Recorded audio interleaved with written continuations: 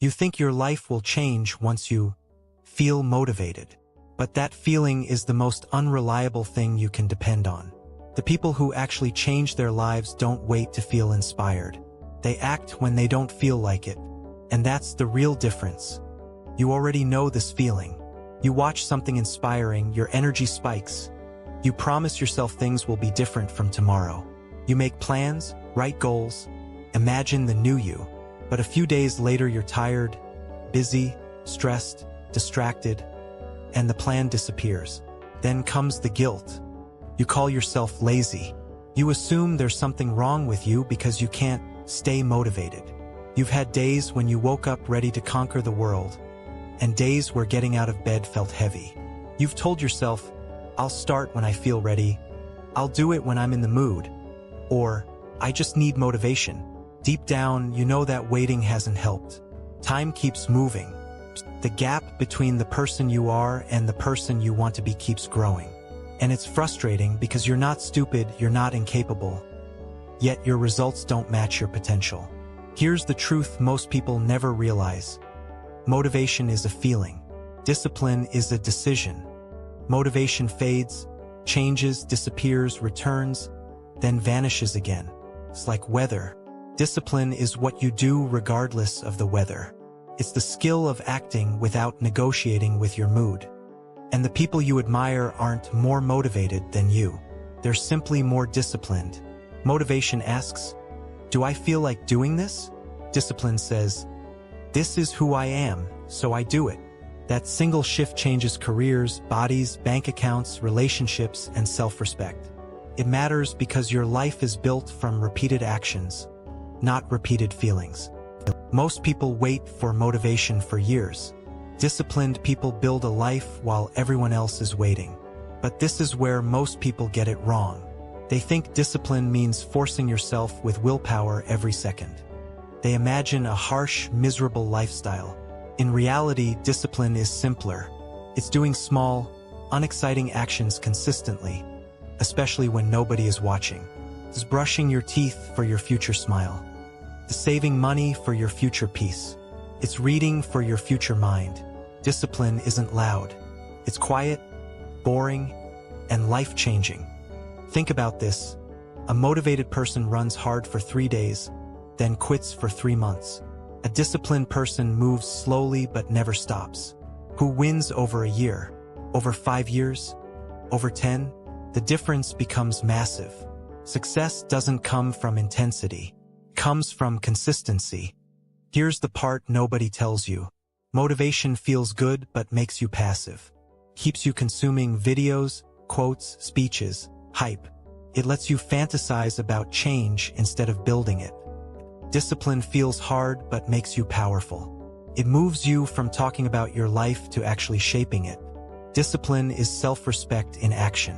Let's break this down into simple ideas you can actually use. First idea, your brain is designed to avoid discomfort. That means, by default, it will push you toward what's easy now, not what's good later. Comfort now, consequences later. Discipline flips that script. It chooses small discomfort now for big rewards later. Every time you do something hard on purpose, you teach your brain a new identity. I am the kind of person who does difficult things. That identity becomes your strength. Imagine a door. Motivation is like wind that sometimes blows it open and sometimes doesn't. Discipline is you grabbing the handle and opening it yourself. No waiting, no hoping, just action. And the more you do it, the lighter that door feels. Second idea. Disciplined people design their environment so they don't have to rely on motivation. They remove junk food instead of trying to resist. They keep the book on the table, not buried somewhere. They put the phone in another room to focus. They structure life so the right choice becomes easier. Motivation is emotional. Discipline is practical. Here's the part most people misunderstand. They think they lack motivation, but what they really lack is clarity. When you don't know exactly what to do, your brain avoids it. Discipline becomes easier when your actions are specific. Not exercise more, but 20 minutes walk at 7 p.m. Not save money, but transfer this amount every month. Specific actions remove negotiation. Third idea, you don't build discipline by doing huge things. You build it by keeping small promises to yourself. When you say you'll do something and actually do it, you build trust with yourself. When you constantly break promises to yourself, you weaken your confidence. The habit of quitting becomes your identity. Discipline is simply the habit of keeping promises to yourself even when it's inconvenient. Here's where everything changes if you understand it. You don't need to feel disciplined to be disciplined. You just act disciplined. Feeling comes later. Action shapes identity. Identity shapes habits. Habits shape results. You don't wait to become the type of person who works out. You work out, then you become that person. Fourth idea, motivation is emotional. Discipline is logical. Motivation comes from mood. Discipline comes from values. When things go wrong, motivation disappears. Bad day, bad sleep, bad news, and it's gone. Discipline says, yes, today is hard. I'll still show up. It doesn't require you to feel happy.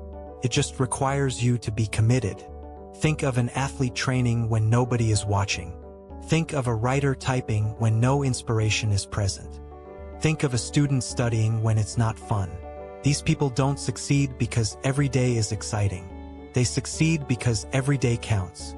Fifth idea, discipline actually creates motivation, not the other way around. You act first, results appear, then motivation grows. You start working out, you feel a bit stronger, and suddenly you want to continue. You start saving, watch your balance grow, and suddenly you feel motivated to save more. Action leads, motivation follows. Most people wait for motivation to start. Disciplined people start to create motivation. Now think about your own life. There is at least one thing you know would change everything if you did it consistently. Waking up earlier, learning a skill, saving money, exercising, cleaning your environment, having hard conversations. You already know what it is. The problem isn't knowledge. The problem is waiting for the right feeling. Here's the quiet truth. Your future self is begging you to become disciplined. Not extreme, not perfect, just consistent. A little progress every day will beat bursts of motivation every time. And years from now, your results won't reflect how many days you felt inspired. They will reflect how many days you showed up when you didn't. So how do you actually start building discipline? Start small enough that you cannot make excuses. Shrink the action until it feels almost too easy. 2 pages, not a whole book. 5 push-ups, not an intense workout. 10-minute focus, not hours. Your brain resists overwhelming tasks, but it accepts small, simple ones. Once you start, something powerful happens, momentum. And once you have momentum, discipline becomes lighter. Next, remove negotiation. Don't ask, do I feel like it? Replace it with, what's next? The moment you start debating with your feelings, feelings win. Disciplined people don't argue with themselves about their priorities. They already decided. They just execute. Also, expect bad days. Expect low energy. Expect doubt. Discipline doesn't avoid these, survives them. You are not failing when things feel hard. You are failing only when you let difficulty decide your actions. Strong lives are built on days when you didn't feel strong but acted anyway. And one more shift that changes everything. Stop worshiping motivation. Stop chasing the spark. Stop waiting for the perfect moment. Instead, build systems, routines, and identity. Become the person who shows up. Quietly, consistently, without drama. You don't need louder speeches. You don't need another burst of inspiration. You need to trust yourself enough to act without permission from your emotions. That's discipline. That's adulthood. That's power. At some point, you will look back and realize something subtle has changed. You no longer rely on motivation. You move whether it's there or not. You don't just hope for a better life. You do the unglamorous work that creates it. And that's when discipline stops feeling like a burden and starts feeling like freedom. Because when you are disciplined, you don't need to constantly fight yourself. Your actions align with your intentions.